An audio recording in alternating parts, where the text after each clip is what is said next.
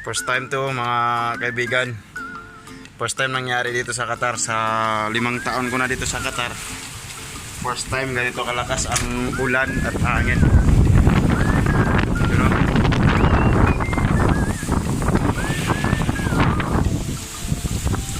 Lakas ng ulan at hangin.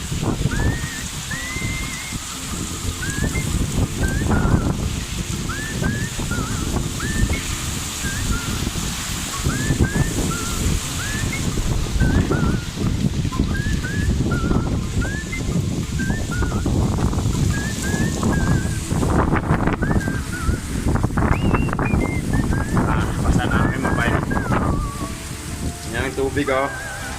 Yan, galing sa taas yan. Yan oh.